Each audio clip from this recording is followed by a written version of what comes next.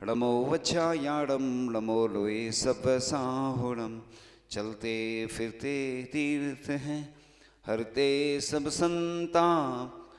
हम तो बस इतना जानते, आप सरीखे आप। हम तो बस इतना जानते, आप सरीखे आप। कुंडलपुर के बड़े बाबा की, मूल नायक शिव शांतिनाथ भगवान की, परम पूज्य आचार्य भगवान गुरुदेव शेखर विद्यासागर जी महामुनि राज की, परम पूज्य मुनि शेखर विमल सागर जी, अनंत सागर जी, धर्म सागर जी आदि समस्त 3 कम 9 करोड़ मुनिराजों की।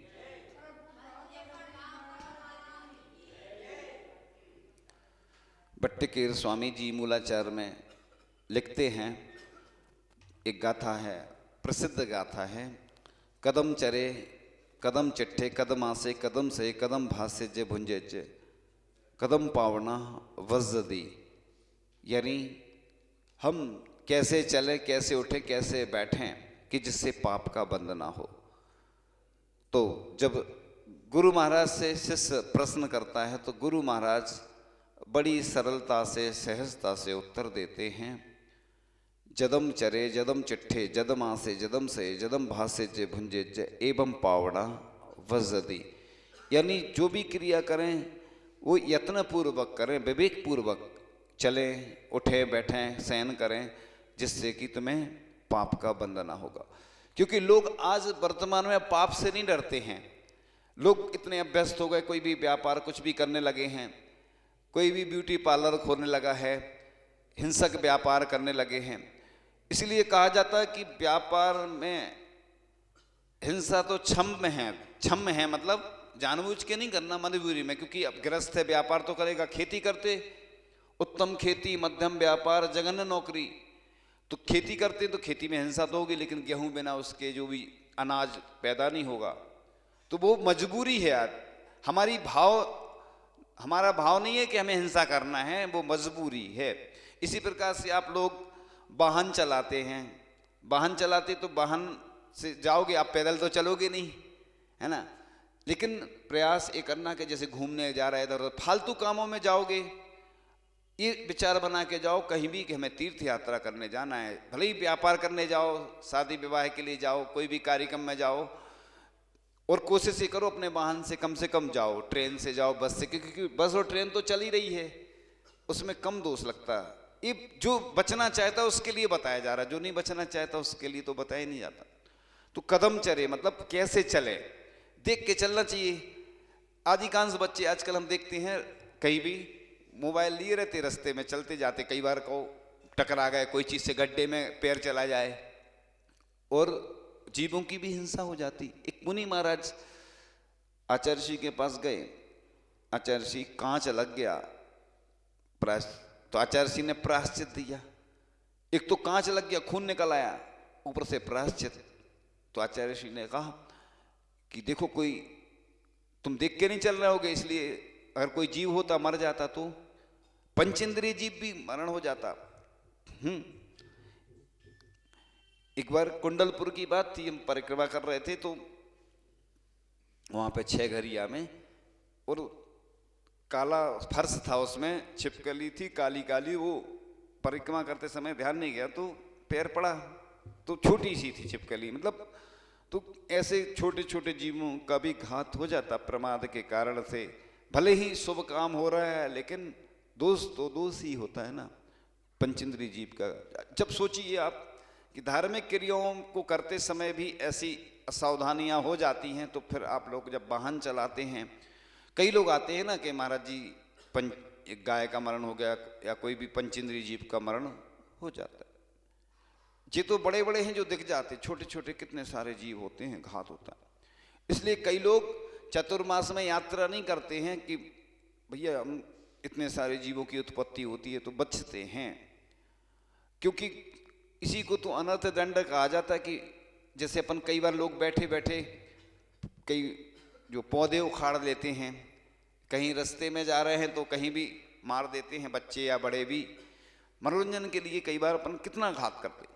कभी कभी साधु के साथ भी व्यवहार कर रहे हैं, हरी पे चलने लगते तो हम लोग तुरंत टोक देते, क्योंकि ये तो जब रोड है तो क्यों हरी पे चलो। आचार्य जी पहले कमंडल नहीं देते थे किसी को भी, तो एक बार हम लोगों ने पूछा, जब दीक्षा हुई हम लोगों की, आचार्य जी आप कमंडल क्यों नहीं देते? लोग देख के नहीं चलते हैं, कहीं गंदगी पे चल रहे हैं, हरी पे चल रहे हैं। कई बार विवाद भी होता था कमंडल के लिए कि हमें पकड़ना, हमें पकड़ना। तो आचार्य जी ने देना बंद कर दिया। फिर चूंकि अब तो आचार्य जी की थोड़ी अनुकूलता नहीं रहती है, स्थिति भी वैसी है ना कि अब उम्र के हिसाब से। तो पहले आचार्य जी ने बहुत साधना की, तो कदम चरे कदम चिट्ठे कैसी चेष्टाएं करें, कदम चरे कदम चिट्ठे कदम आसे, किस प्रकार से आसन बैठे। बच्चे हैं ना, लेट के पढ़ते हैं। अब लेट के पढ़ने से क्या याद होगा उनको? तो ऐसे बिस्तर वगैरह पे बैठ के नहीं पढ़ना चाहिए, क्योंकि उसमें क्या होता, प्रमाद भी आ जाता जल्दी और पढ़ाई में मन नहीं लगता। पहले गुरुकुल पद्धति से पढ़ाया जाता था बच्चों को। क्यों पढ़ाया जाता था? क्योंकि उधर ब्रह्मचर्य का पालन करते थे। और अब तो स्थिति खतरनाक है बहुत ज़्यादा। बच्चे जो बाहर पढ़ते हैं, कहीं भी पढ़ रहे, कुछ भी खा रहे, क्या क्या कर रहे हैं, पूरी कहानी सुनाने से कोई मतलब नहीं। तो अब तो स्थितियाँ बिगड़ती जा रही हैं। तो अपन देख के चले। मुनि महाराज कैसे चलते हैं? 4 हाथ जमीन देखकर चलते हैं। अब चाहे बरसात हो तो भी देखना है, चाहे ठंड हो चाहे गर्मी, 4 हाथ जमीन। जूड़ा प्रमाण आया है ग्रंथों में। जूड़ा प्रमाण, पहले वो खेती में जूड़ा चलता था ना, वो लकड़ी का, ऐसा लिखा है जूड़ा प्रमाण। मतलब पुराने हिसाब से वो ऐसे में 4 हाथ का मतलब होता है 6 फीट। जितनी अपनी अपनी जितनी क्या है साइज है अपना, लगभग एवरेज बता रहे हम। किसी कोई छोटा भी हो जाता है ठिनगा, लेकिन एवरेज 6 फीट तक देख के चलना आगे, जिससे अपन कोई जीव जंतु है तो बच जाए वो। तो आप लोगों को भी देख के चलना चाहिए। ऐसा नहीं लिखा कि ईर्य समिति से मुनि राजों को, लेकिन मुनि राजों को प्रमुखता से है, पिछेधारी साधुओं को तो रहती है, लेकिन श्रावक भी उसका पालन करके जीवों की प्रार्थना से बच सकते। अब चाहें तो कितना पुण्य का अर्जन कर सकते। जितने लोग आते हैं सब परेशान हैं। क्यों हैं बताओ? क्योंकि अपन पुण्य इकट्ठा नहीं करते हैं। पुण्य इकट्ठा कैसे होगा? जब हम अच्छे अच्छे काम करेंगे, बुरी आदतें छोड़ेंगे, बुरे कार्य छोड़ेंगे। आपने देखा ना, जब बोरिंग होती है ना, पानी निकलता है। कब निकलता है? जब मिट्टी निकलती जाती नीचे से, ऊपर मिट्टी आ जाती, खाली हो जाता है, तो पानी का स्रोत मिल जाता है। ऐसे ही अपन को बुरे संस्कार छोड़ने पड़ेंगे। कई लोग हैं ना, आदत में आ जाता ना, जैसे बहुत सारी आदतें खराब रहती हैं लोगों की, उठने की, सोने की, बैठने की, तो वो आदत छोड़ना नहीं चाहता व्यक्ति। जब व्यक्ति के अंदर संस्कार आते हैं, साधु संतों का प्रभाव पड़ता है। जब हम लोग ब्रह्मचारी थे तो किसी ने शायद आचार्य जी से पूछा होगा, इन ब्रह्मचारियों को आप अपने पास रखते हैं या महाराजों के द्वारा उनको कक्षाएं लगाई जाती हैं, पढ़ाया जाता है, इसका क्या कारण है? आचार्य जी ने जो जवाब दिया बड़े गौर से सुनने लायक है। पूज्य समय सागर जी हम लोगों को पढ़ाते थे, बड़े महाराज जी थे, तो वो तत्वार सूत्र और भी जो पढ़ाते थे हम लोगों को। तो आचार्य जी ने कहा इनको विद्वान भी पढ़ा सकता है, एक विद्वान पढ़ा सकता है, लेकिन हमें विद्वान नहीं बनाना है, इनको संत बनाना है। तो संत के संस्कार तभी आएंगे जब संतों की संगति में आएंगे। मूकमाटी में आचार्य जी ने लिखा है कि संतों के समागम से व्यक्ति संत बने या ना बने, संतोषी अवश्य बनता है। देखो आप, इसलिए आचार्य भगवान छोटे छोटे नगरों के नाम लेते। कई बार हम देखते विपरीत परिस्थितियां रहती हैं, लोगों में उत्साह नहीं रहता है, लेकिन गुरु आज्ञा है, यही तो होता है। देखो गुरु आज्ञा है ना, गुरु आज्ञा रहती तो बड़े बड़े नगर शहर मिलते हैं, कभी कभी छोटे छोटे गांव मिलते हैं, जिन गांव में लोगों में जागरूकता नहीं थी, उत्साह नहीं रहता। तो आचार्य भगवान देखो कितनी कृपा करते हैं कि उनकी भावना ये रहती है कि हर व्यक्ति के अंदर धार्मिक संस्कार आए। तो ये तभी आ सकते हैं व्यक्ति के अंदर जब वह संतों का समागम प्राप्त करता है। अन्य धर्मों में भी बोलते हैं सत्संग को चलो, अपने यहाँ नहीं चलता ये सत्संग। सत्संग का अर्थ ही होता है प्रवचन सुनने चलो। अब तो देखो पंचम काल है, घर बैठे सब कुछ मिल जाता है, अभिषेक, शांति धारा, लेकिन वो साक्षात पुण्य का अर्जन नहीं होता उसमें। वो मजबूरी है, वो उन लोगों के लिए है जो सिंगापुर में बैठे, अमेरिका में बैठे, विदेश वालों के लिए ये सुविधा है जी, क्योंकि उनके यहाँ दर्शन नहीं हो पाते। मुनि राजों के नहीं हो पाते, प्रवचन का लाभ उधर डायरेक्ट नहीं मिल सकता, उनके लिए ये व्यवस्था है। लेकिन जिनको साक्षात मिलता है उनको साक्षात ही दर्शन करना चाहिए। फिर तो ऑनलाइन भोजन कर लेना, आप लोग भोजन भी ऑनलाइन कर लेना। होता है क्या, ऑनलाइन भोजन नहीं होता ना। तो बस ऑनलाइन व्यवस्था उनके लिए है जो गरीब, वो जो बीमार हैं, असहाय हैं, जो मंदिर नहीं आ पाते हैं। हम देखते हैं कई लोग वो उनके घर में जाते हैं जब आहार वगैरह करने या देखने जाते, कोई बीमार रहता, कोई किस लेखना चल रही समाधि, तो दिखाते रहते हैं उन लोगों को, प्रवचन सुन लो, है ना, शांति धारा देख लो। उनके लिए व्यवस्था, मजबूरी बोलते ना, एक कहावत बोलते ना, मजबूरी का नाम महात्मा गांधी। तो कदम चरे कदम चिट्ठे, कदम आसे कदम से, कदम भासे ज भुंजे ज, कदम पावना बजदी। यानी उठने बैठने से जो अपन प्राणायाम वगैरह करते हैं ना, क्यों करते, एक्सरसाइज आसन लगाते हैं, तो इसलिए रखे जाते हैं कि जिससे शरीर की जो व्यवस्थाएं हैं सुचारू रूप से चलती रहें, है ना। श्वास अंदर लेते हैं, बाहर छोड़ते हैं, ये सब अपने जैन ग्रंथ ज्ञानोड़ो ग्रंथ में आया है। आसन प्राणायाम सब आया है। ऐसा नहीं सोचना कि योग आज चल रहा है, आज प्रसिद्धि हो गई योग की तो सब लोग करने लगे। पहले कम लोग करते थे, सीमित लोग। फायदा भी होता है लोगों को। अपने जैन ग्रंथ पतंजलि योग से भी प्राचीन है अपना जैन योग। ऐसा जर्मनी के विद्वानों ने सिद्ध किया है। संभवतः जर्मनी हो सकता है, क्योंकि हमने बहुत दिन पहले पढ़ा था, तो जर्मनी देश कोई दूसरा भी हो सकता है, जर्मनी का हमें याद है। तो उधर के देशों के जो लोग हैं, वहाँ के जो भी विशेषज्ञ, उनने सिद्ध किया है कि ये अपने यहाँ सब कुछ था, अपन ने प्रचार प्रसार नहीं किया तो उतना। अब आज और योग है जो चलने लगे हैं, तो आप कदम चले, कैसे चले, कैसे उठें, कैसे बैठें कि जिससे पाप का बंध ना हो। तो हर एक तरीका होता है हर काम करने का। तो सहन करने का भी एक व्यवस्थित होता है कि जिससे कि पाप का बंध ना हो। लोग देर तक सोते हैं। वैसे तो 6 घंटे की नींद पर्याप्त होती थी। पहले का जो टाइम है स्टैंडर्ड टाइम, 10 बजे सोना, 4 बजे उठना। अब वर्तमान की स्थिति देख के 11 बजे मान लो थोड़ा, तो एक आध 5 बजे उठ गए। 12 तो बहुत ज़्यादा हो जाते ना। 12 का टाइम तो वैसे भी अच्छा नहीं माना जाता। अब कई लोग रात में जल ग्रहण करते हैं। हम आपको बहुत अच्छा वैज्ञानिक तरीका बता रहे हैं कि कैसे करें। तो जैसे गर्मी में कभी भी जल का त्याग नहीं करो शुरू, है ना। ठंड में करो, ठंड में प्यास नहीं लगती है, बरसात में भी प्यास नहीं लगती। इसलिए वैज्ञानिकों ने सिद्ध किया है, डॉक्टरों ने भी सिद्ध किया है, अपने जो शरीर में होता ना वाटर लेवल जो होता ना 70% से अधिक जल है शरीर में।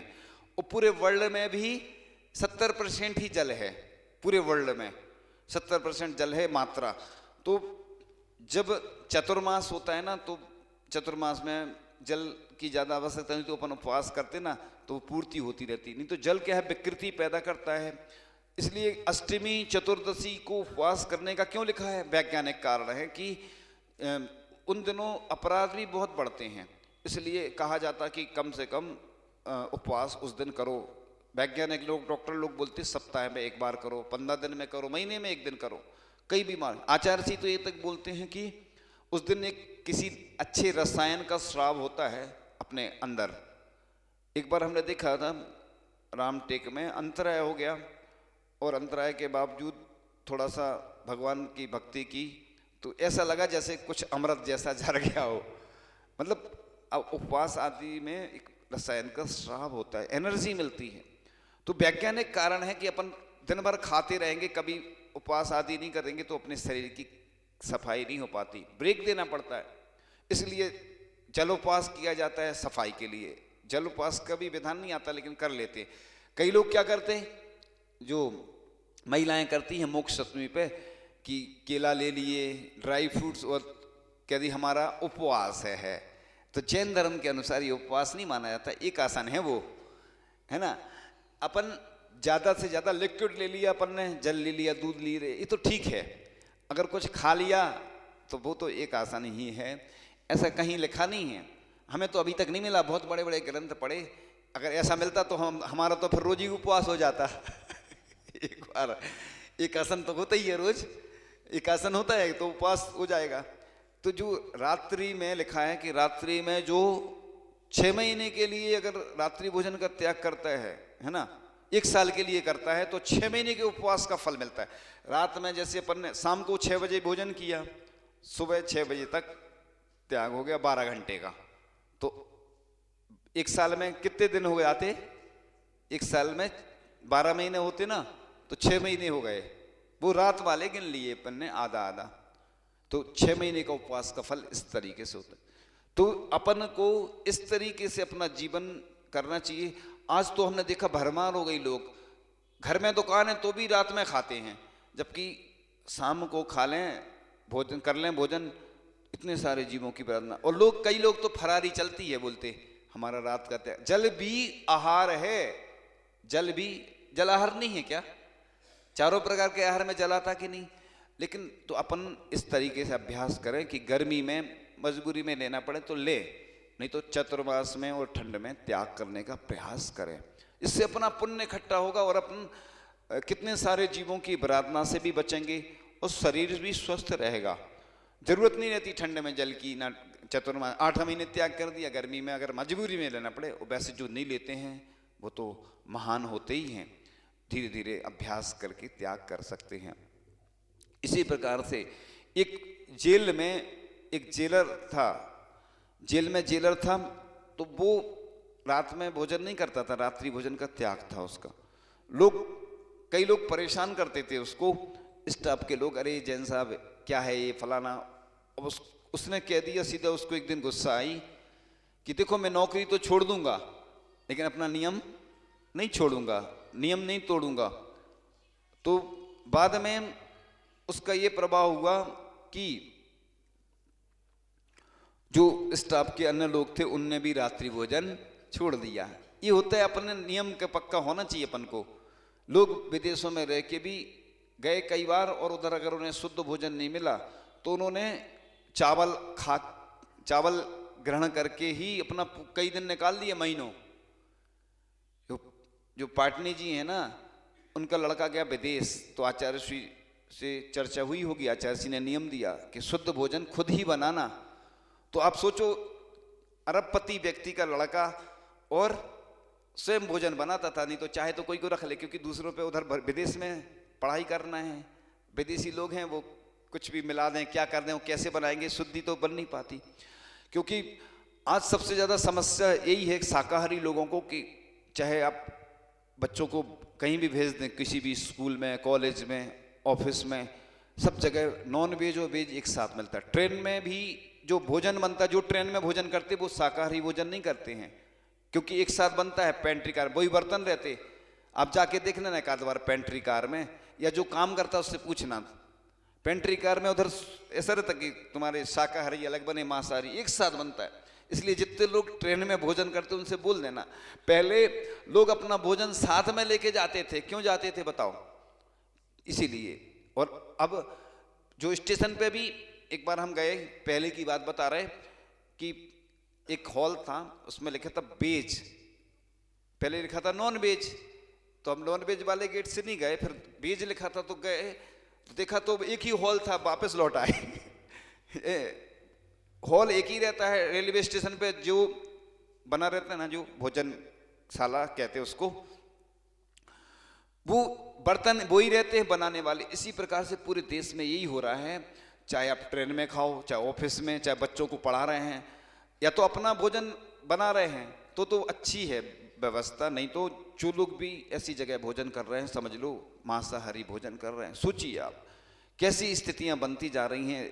अपने लोग फास्ट फूड के माध्यम से भी, ये सब जो अंडा मांस आ रहा है ना, पूरा 10-20 साल पहले ये सब नहीं था, लेकिन 15-20 साल में इतना बिजनेस चल रहा है इन चीज़ों का। लोगों को क्या है ना, आटा भी बाजार का आ रहा है, बाजार से खरीद लो, बनी बनाई रोटी आ रही है, सब्जी बनी बनाई आ रही है, आजकल हर चीज़ रेडीमेड आ रही है।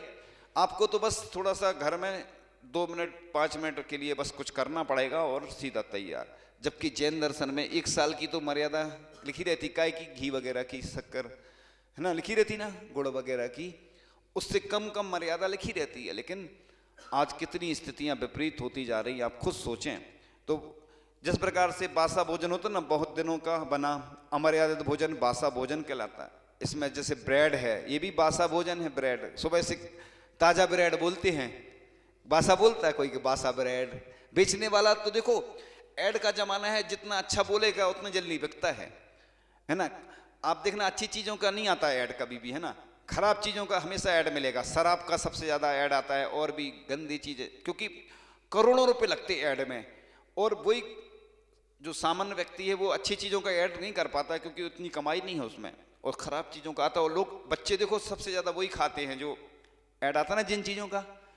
ये क्या है, टीवी में ऐड आता है, जैसे ही बच्चे देखते हैं तो बस उनको वही चाहिए। फिर अब उनमें क्या क्या मिला है, शहद मिली है, और इतने अशुद्ध पदार्थ जो जीवों से प्राप्त होते हैं, ऐसे अशुद्ध पदार्थ, तो बिस्किट, केक आदि सब आते हैं। अब केक में क्या डलता है, बाजार का जो केक आता है जो जन्मदिन मनाते हैं वो सुन लें, अंडा डलता है उसमें, है ना।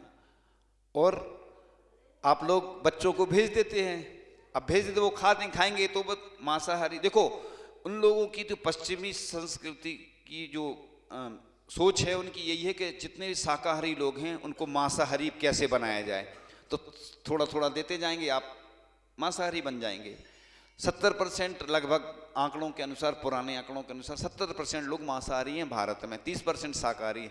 तो शाकाहारियों की संख्या कम है, मांसाहारियों की ज़्यादा है।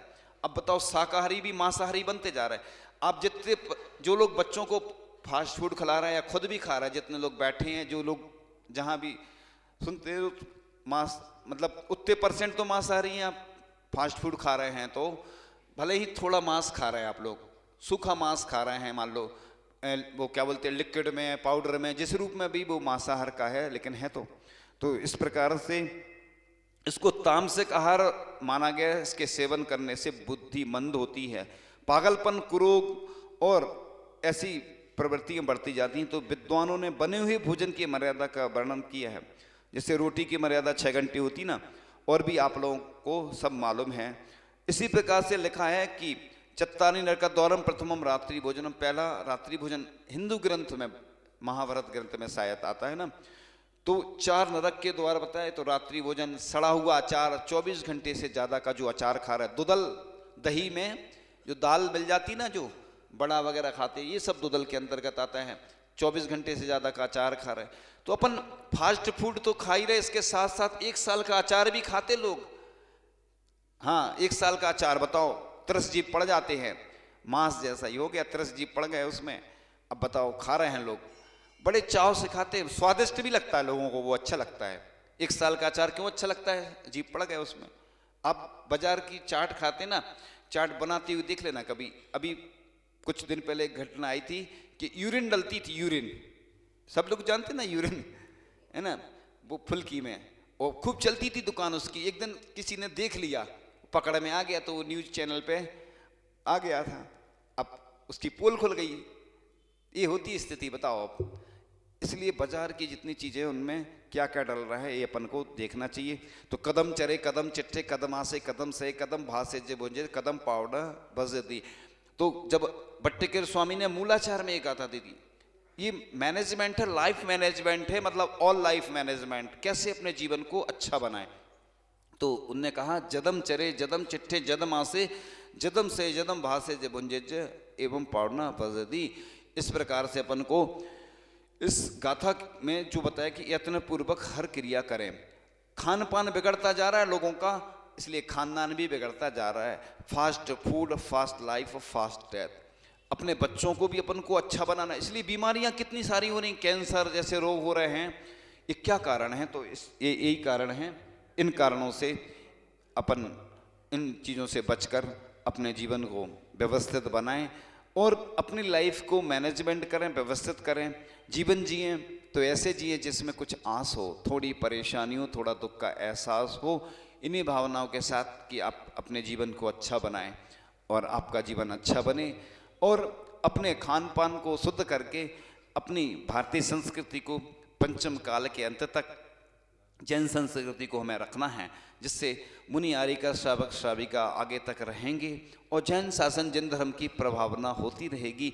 जिस प्रकार से आज पूरे देश में बहुत सारे लोग त्यागी व्रती बन रहे हैं, जब त्यागी व्रती होते हैं तो वहाँ पर महाव्रतियों को कोई दिक्कत नहीं जाती। सामान्य आदमी सब खाता, त्यागी वृत्ति, शुद्ध भोजन करता है, शुद्ध करवाता है। कभी भी अचानक कोई साधु आ जाए तो उन्हें दिक्कत नहीं होती। आम लोगों को बहुत समस्या रहती है, अगर मुनिराज आ जाए तो कई दिन तक तो योजना बनानी पड़ती उन्हें, और जो त्यागी व्रती है उन्हें कुछ नहीं करना पड़ता। इसलिए अपन को महीने में एक दिन, 15 दिन में एक दिन, अष्टमी चतुर्दशी कुएं के पानी का भोजन करेंगे तो कम से कम अपनी परंपरा जीवित रहेगी और आप लोग अच्छे संस्कार लाएं, अपने जीवन में उन्नत बनाएं। इन्हीं भावनाओं के साथ परम पूज्याचार्य भगवान गुरुदेव शेखर विद्यासागर जी महामुनि राज की जय, जी की जय। और अब हम सभी बहुत ही विनम्र भाव से बड़े महाराज श्री